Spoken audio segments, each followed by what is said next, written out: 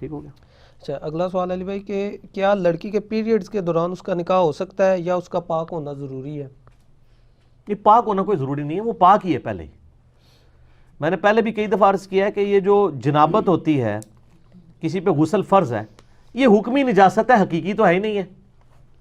صحیح بخاری و مسلم کی متفق علیہ حدیث ہے. سیدنا ابو ہریرہ کہتے ہیں مجھے یعنی نائٹ فال ہوا، احتلام، میرے پہ غسل فرض تھا اور میں گھر سے نکلا، نبی علیہ السلام کے ساتھ چہل قدمی کرنے لگا، مجھے اچانک یاد آیا میرے پہ تو غسل فرض ہے، میں تو ناپاک ہوں. میں کھسکا، جا کے غسل کیا، واپس آیا. اس نے فرمایا کدھر چلا گیا تھا؟ کہ یا رسول اللہ ناپاک تھا. فرمایا مومن تو ناپاک ہی نہیں ہوتا. انہوں نے تو نہیں کہا یا رسول اللہ میں مومن ناپاک نہیں ہوتا. یہ حکمی نجاست ہے. حکمی نجاست اس لیے ہے کہ نماز کے لیے نجاست ہے.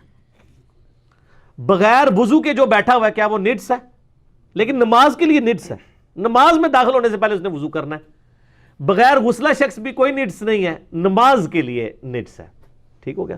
اس پہ میرا یوٹیوب پہ کلپ بھی ہے، کیا غسل جنابت کو ڈیلے کر سکتے ہیں. اسی طریقے سے صحیح بخاری اور مسلم کی متفق علیہ حدیث ہے، اما عائشہ کہتی ہیں میں حالت حیض میں تھی اور نبی علیہ السلام اپنا سر مبارک میری گود میں رکھ کے قرآن پڑھا کرتے تھے. اس سے بڑی اور کیا بات ہو سکتی ہے؟ صحیح مسلم میں حدیث ہے کہ نبی صلی اللہ علیہ وآلہ وسلم مسجد میں تھی اور میں حالت حیض میں تھی. اعتکاف کی حالت میں آپ اپنا سر مبارک نکالتے تھے، میں دھو بھی دیتی تھی، کنگھی بھی کر دیتی تھی. ایک دفعہ آپ صلی اللہ علیہ وسلم نے مجھ سے بسترا مانگا، صحیح مسلم میں حدیث ہے. تو میں نے کہا یا رسول اللہ میں حیض سے ہوں. آپ میں حیض تیرے ہاتھوں میں گھس گیا. یہ تو حکمی نجاست ہے، حقیقی نجاست نہیں ہے. حقیقی نجاست تو وہ خون ہی ہوگا نا، صرف حکمی نجاست ہے. تو اگر وہ یہ سارے صرف نماز کے اعتبار سے وہ ہے کہ نماز نہیں پڑھ سکتی، باقی سارے کام کر سکتی ہے. حتیٰ کہ صحیح مسلم میں آتا ہے کہ اسما بنت امیس، جانتے ہیں اسما بنت امیس کو؟ حضرت ابوبکر صدیق رضی اللہ تعالیٰ عنہ کی بیوی تھی. صحیح مسلم میں آتا ہے کہ جس سال حضور صلی اللہ علیہ وسلم نے حج کیا اس سال یہ بھی حج میں ساتھ تھی. تو ان کے ہاں محمد بن ابی بکر کی ولادت ہوئی. حضرت ابوبکر صدیق کے بیٹے کا نام تھا محمد بن ابی بکر.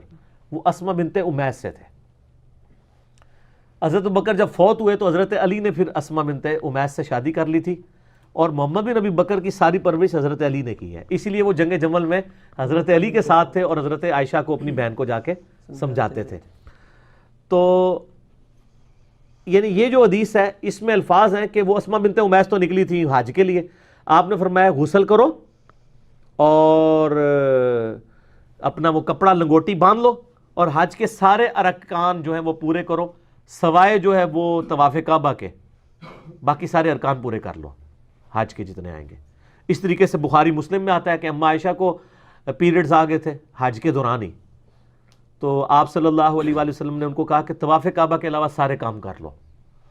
تو یعنی حج کی بھی ساری ایکٹیویٹیز پرفارم ہوں گی طواف کعبہ کے لیے، چونکہ مسجد میں جانا پڑتا ہے اور وہ خاص ایک عبادت ہے جو بغیر وضو کے نہیں ہو سکتی. اچھا صفا مروہ کی صحیح ہو سکتی ہے، حائضہ عورت بھی کر سکتی ہے، بغیر وضو والا بھی کر سکتا ہے. صرف طواف کا پروٹوکول وضو ہے کیونکہ وہ صفا مروہ مسجد کا حصہ نہیں ہے.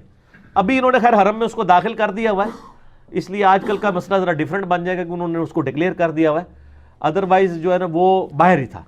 تو اب اگر وہ حیض والی عورت حج کے سارے اراکین کر سکتی ہے، صرف نماز والا ایشو ہے یا طواف کعبہ کا، تو نکاح والا تو ایشو ہی کوئی نہیں ہے. تو یہ کوئی اتنا ایشو نہیں ہے، وہ کر سکتی ہے. اور ویسے عموماً شادی بھی ہو سکتی ہے. بعض لوگ عموماً عورتوں سے پوچھ کے ہی شادی کی ڈیٹس رکھی جاتی ہیں، یعنی وہ مطلب خام خواہ بدمزینہ نہ بن جائے، تو اس لیے وہ ڈیٹس اس حوالے سے رکھی جاتی ہیں. ادروائز تو کئی لوگوں نے میرے ساتھ ڈسکس بھی کیا، یعنی کہ وہ سپوز شادی والے دن ہی پیریڈز آ گئے ہیں کسی عورت کو، رخصتی والے دن، یہ بھی پاسبلٹی ہوتی ہے. تو کوئی مسئلہ نہیں، ہو جاتی ہے، رخصتی بھی ہو جاتی ہے سر اور نکاح بھی ہو جاتا ہے، کوئی مسئلہ نہیں.